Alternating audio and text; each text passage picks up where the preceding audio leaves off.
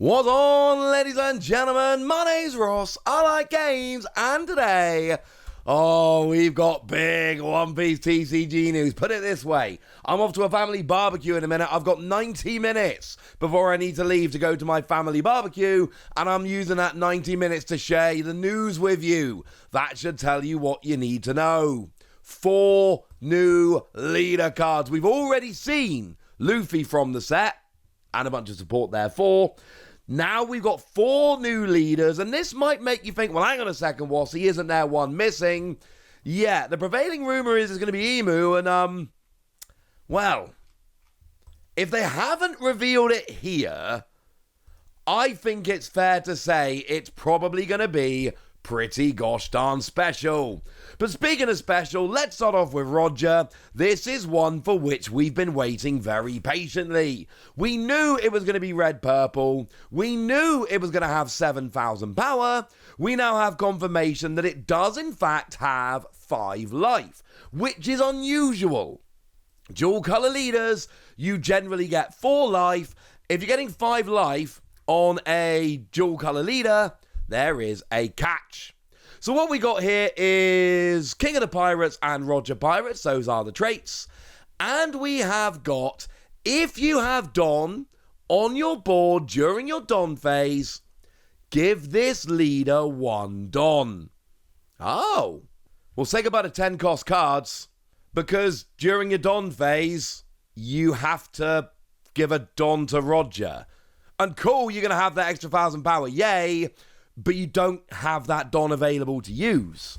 During your Don phase, a Don goes on to Roger. It means Roger's always going to be a bit more powerful, but it means you're always going to have 1 less Don to use. This is a significant downside. On your 4 Don turn, you've only got 3 Don to use. On your 8 Don turn, you've only got 7 Don to use. You will never have 10 Don, because you'll get to 10 and then one of them will be attached to Roger. Now, I've seen some rumors already saying that you don't need to attach once you get to 10 Don. Doesn't say that. It literally says, if it is the case that you have a Don, on your Don phase, attach 1 Don to your leader. That's what it says. It doesn't say anything about stopping when you get to 10, or if you've got fewer than 10, or anything along those lines.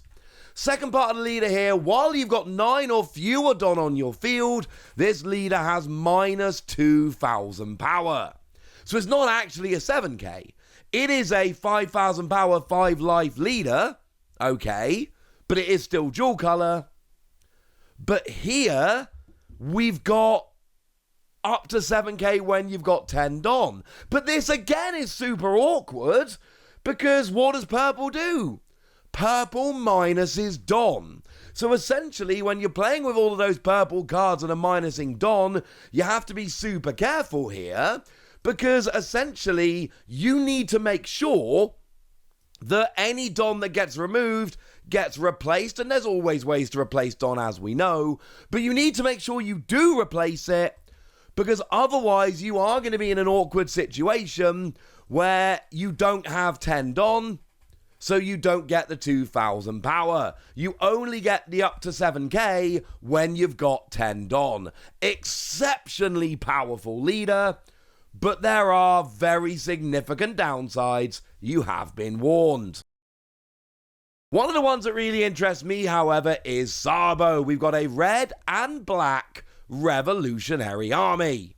And worth noting, not the first red-black Revolutionary Army Sabo we've had. We got one back in OP-05. We also got a red and yellow Betty Revolutionary Army back in OP-05, which lately has been doing very well and seeing a whole bunch of play. And then, of course, pretty recently, we got ourselves a new Koala Revolutionary Army leader, but that one is yellow and black.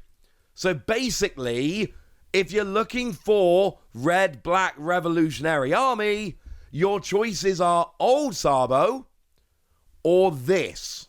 We have other Revolutionary Army leaders, but none of the others that are red and black. And fair to point out, OP-05 Sabo hasn't been very good at all. Is this one any good?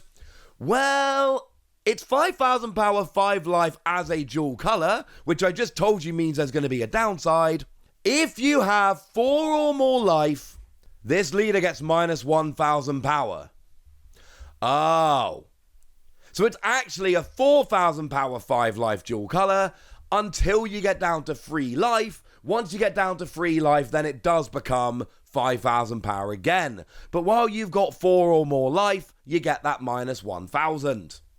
But then we got Don X1.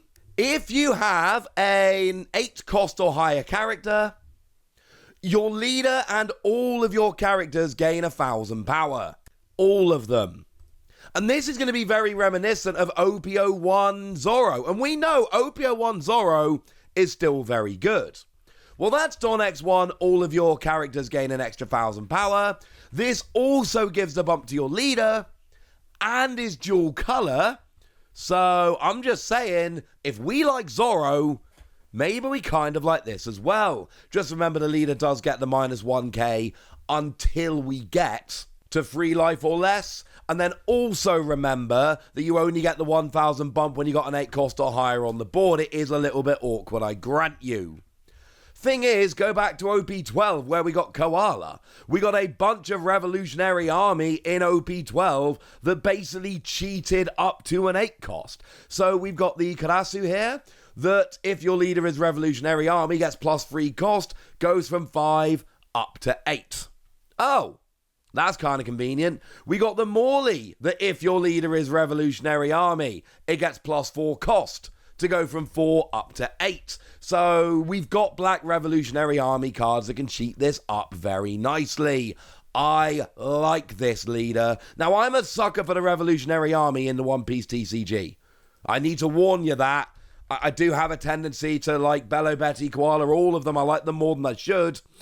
But I'm telling you, this seems like a very good leader. And I know you have to hit some requirements to make it work. They aren't that difficult to hit. Keep an eye on this one. Now, another one that's caught my eye this morning, we've got ourselves a new ace. Red, blue ace. It's Whitebeard Pirates, which basically means we have got a straight comparison to make here. We have a red and blue Whitebeard Pirates leader with which we can compare this. It's Marco. Oh. The other cool thing is, this is the right way round. This is the good way of doing Whitebeard Pirates.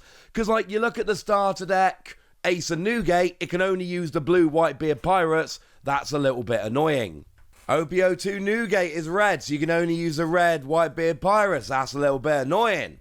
But here, you get to use a pair. This is rather lovely. How does this stand up to Marco? Well, Marco was actually pretty good and has been flicking around and seeing success. Don X1, activate main once per turn, draw a card and put a card from your hand to the top or bottom of your deck. So potentially stacking, at least cycling cards. And then give one of your opponent's characters minus 2k for the turn. It's a good leader. What about Ace? Well, we've got when your opponent attacks once per turn, you may trash a card from your hand, and then one of your opponent's leaders or characters gets minus 2,000 power for the battle. It's for the battle, not for the turn. That's still a good skill. That's still really nice, ladies and gentlemen. That is still pretty gosh darn nice. Minus 2k, essentially, it just gives you a 2k counter. Like, you trash a card from your hand, they lose 2,000 power. That's the same as you gaining 2,000 power. It basically turns any card in your hand to a 2k counter during a battle. That's a very nice skill. We've also got Don X1, once per turn, but it does not specify yours or your opponent's. When you take a damage, or when one of your characters with an original power of 6,000 or more, not one that was boosted, original, is KO'd, not removed from play, draw a card. Yeah, I think I like this more than Marco. Now, I'm not saying that Marco is bad. I think Marco is very good. But I like these skills. Oh, did I mention this one's got 6,000 power, but only 3 life? So you're losing 2 life, but you're gaining 1,000 power. I think the skills are better. This is a high risk, high reward leader. High health, low life, high risk, high reward. But I'm telling you right now, this can work. And of course, 6,000 power, 3 life, there's a leader which has seen a bit of play and success, which this should remind you of. It's Starter Deck 10 Luffy. And that has proven to be quite good as well. Maybe I'm being overly enthusiastic here. I like this ace. But I promised you 4 new leaders. I've only given you 3 so far. How about Yellow Jewelry Bonnie, Egghead, and Bonnie Pirates? And this is kind of cool because we've only had a single Egghead leader so far. It was Vegapunk from OP-07, and I like Vegapunk, and I think there's a bit of potential there, but the fact that it starts with 2 life and all of that, I've seen it popping up, don't get me wrong, but it's a very specialised kind of leader. What do we get with Bonnie here? Well, we've got on your turn, once per turn, when you play a character with trigger, give your leader or one of your characters 2 rested Dom. Oh. Yeah, that's really good.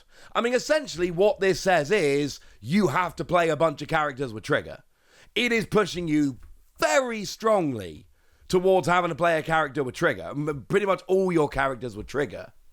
But firstly, Yellow has a lot of characters with trigger. And secondly, go to OP-07. Look at the Egghead Island characters.